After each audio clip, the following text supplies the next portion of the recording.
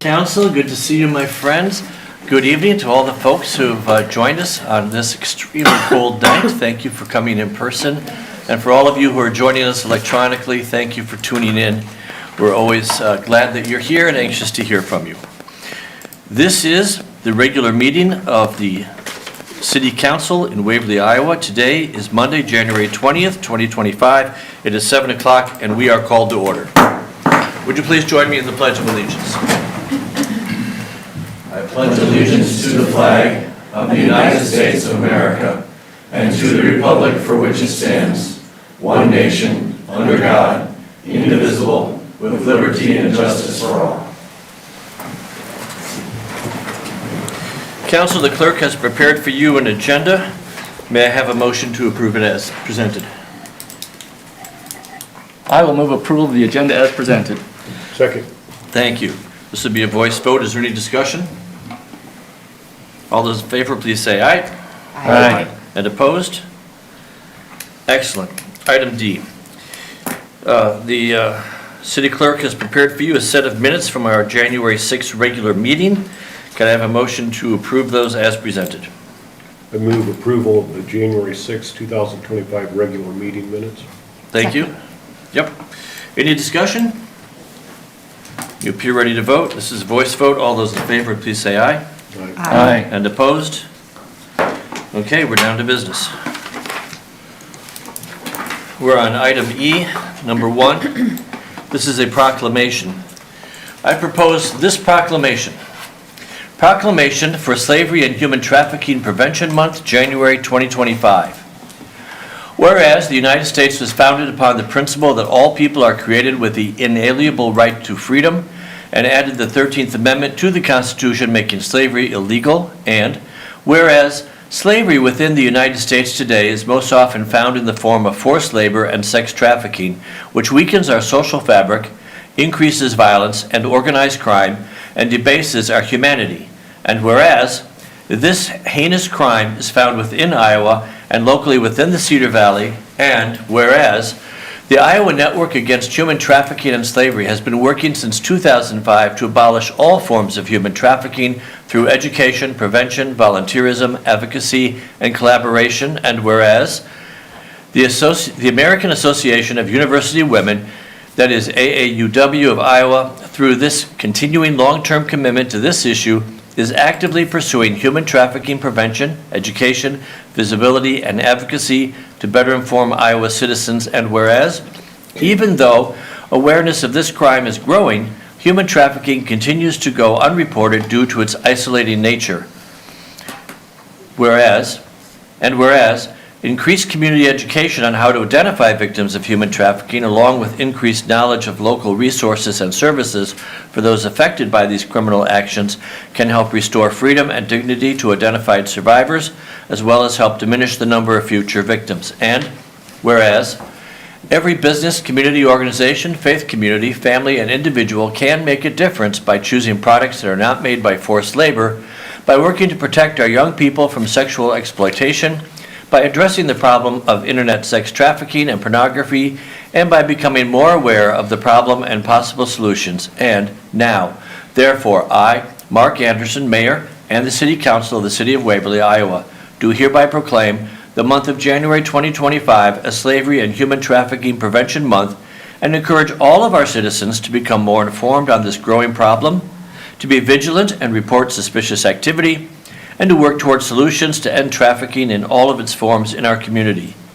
If you see something that doesn't look right, take action and call the National Human Trafficking Hotline at 888-3737-888. For more information and resources about trafficking in Iowa, go to the Network Against Human Trafficking and Slavery website at www.iowanah.org or AAUW Iowa website at aauw-ia.aauw.net. This would be adopted on the 20th day of January, 2024. I propose this proclamation to you. May I have a motion to approve? I would move to approve the proclamation dated January 2025. Thank you. Second. Thank you. Any discussion? We have representatives from AAUW. Do you wish to say a brief hello? Okay. All right. Hello. Is there any more discussion? Just Yes. a little bit, just from working with Friends of the Family, we think that this doesn't impact Cedar Valley, but it really does. Yes. And so it's something to truly take to heart. Very good. Any more discussion? You appear ready to vote. This is a voice vote. All those in favor, please say aye. Aye. All those opposed? Excellent. That passed unanimously. Thank you very much, friends from AAUW. We would welcome back our guest councilperson, Al Charleston, to his second meeting. Al, good to see you. Item F, public comments on items not on the agenda. If someone wishes to speak to any item that is not currently on the agenda, now is your time. Please rise and approach the microphone so I know you wish to be called on.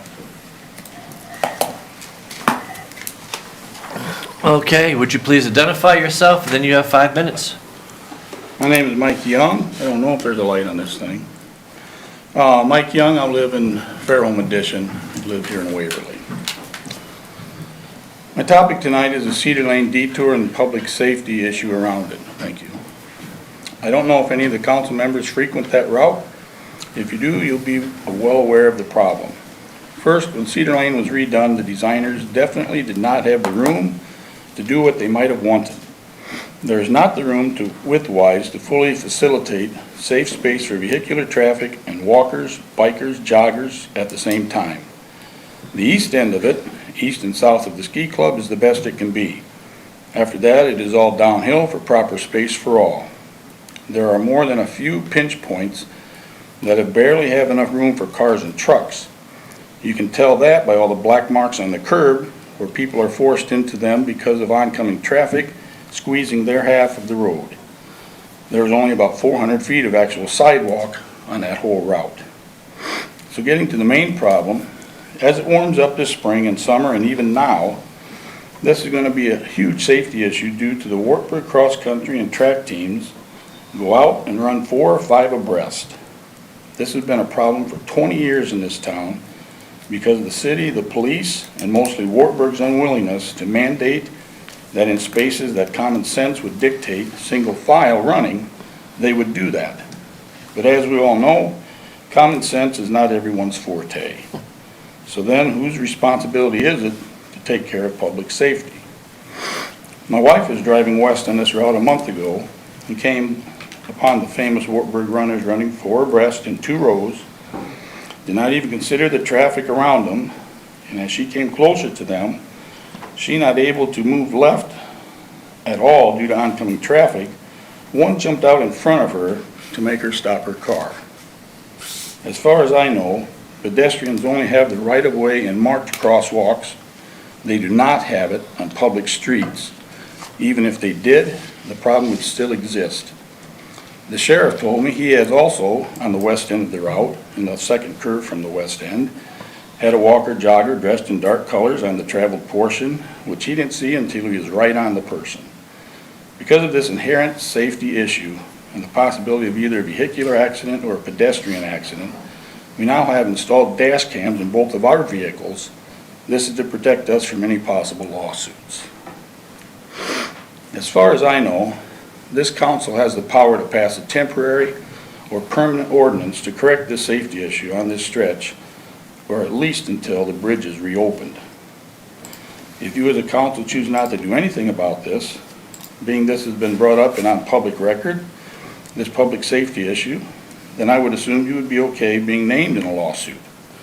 This has also been a problem on V21 going northeast out of town toward Bremer. That's in the city limits, again, for over 20 years, because there's not the space for runners to be that 4 or 5 abreast. If you see the pattern here, most of it is Wartburg men, track and cross-country guys. They just don't care. The brazen and discourteous behavior of the public causes this problem. Since Wartburg is unwilling to deal with this, my wife left a message on the president's work phone. She never called her back. I left a message for the chief of police once, here about a month ago also, and he never called me back.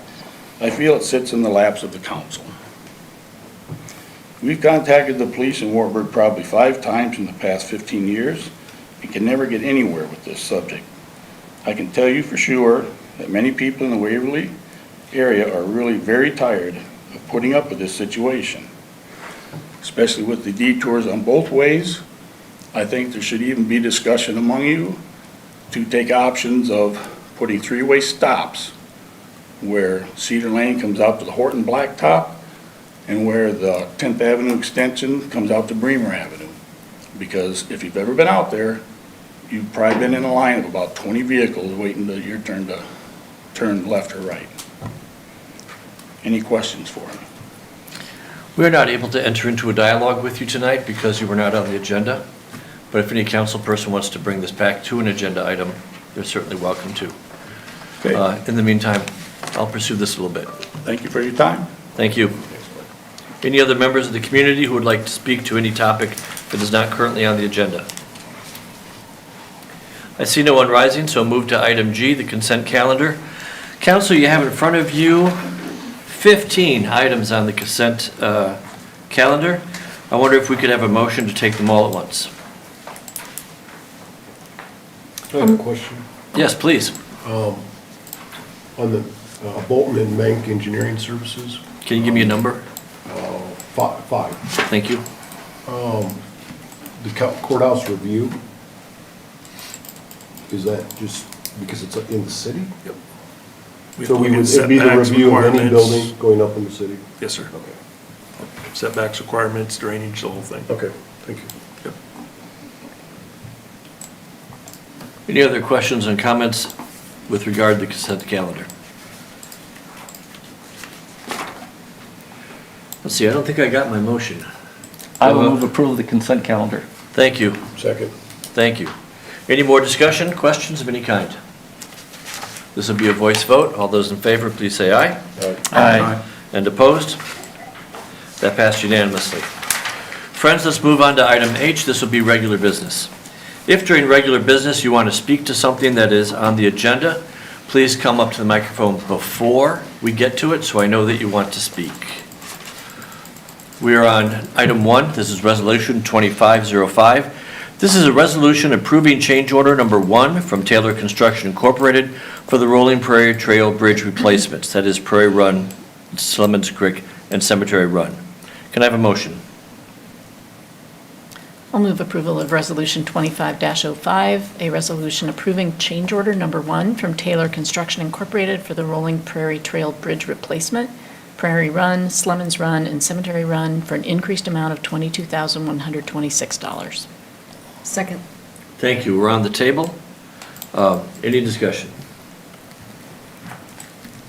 Okay, I just have to say, like, mathematically, I'm really curious what makes the two culverts more hydraulically efficient than the one? I'll do my Justin. best to answer that. Okay.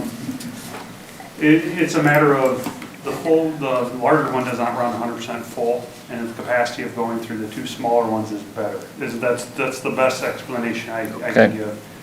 Casey Faber would be able to explain this a lot better than myself.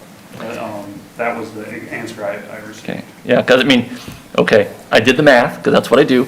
The one culvert has about 10% more cross-sectional area, but as you say, as you get further up, it gets narrower. If you've got two side by side, it would probably hold more when it's half full than, okay, but yeah, I was geeking out on that, sorry. Very good. Any other discussion? Friends, you appear ready to vote. This will be a roll call vote. Carla? Wolf, Yes. Rothy, Yes. Myers, Yes. Kangas, Yes. Jones, Yes. Bergen. Yes. That passed unanimously at 6-0. For those of you keeping score at home, Councilperson Drenko is out of town. Item 2, Resolution 2506, a resolution approving a private water service pipe and sanitary sewer easement to TRC Spendthrift Trust. May I have a motion? I move to approve Resolution 25-06, a resolution approving a private water service and sanitary sewer easement to TRC Spendthrift Trust in accordance with private water service pipe and sanitary sewer easement. Second. Thank you. Any discussion? So this is sort of the opposite of what we usually do, because we're the property owners, so we have to give them an easement Right, since. in order for him to connect in, he's actually going into our property to get to that Yeah. point, so we're allowing him to get into his own connection before it would be to his property. So you're right, it is kind of a flip. It happens. Yeah. Any other discussion? Friends, this will be a roll call vote. Carla? Rafi? Yes. Myers? Yes. Kangas? Yes. Jones? Yes. Bergen? Yes. Wolf? Yes. That passed unanimously, 6-0. Item 3, approval of mayoral appointments. May I have a motion to approve Dustin Newhoff to the Board of Appeals to fill a vacant seat? I would move to approve the mayoral appointment of Dustin Newhoff to the Board of Appeals to fill a vacant seat for a term ending January 1st, 2030. Second. Thank you. Any discussion? This calls for a voice vote. All those in favor, please say aye. Aye. And opposed? That passed unanimously. Thank you very much. Reports from boards and commissions you have in front of you, the monthly financial report and the Waverly Senior Center calendar. Any discussion on those?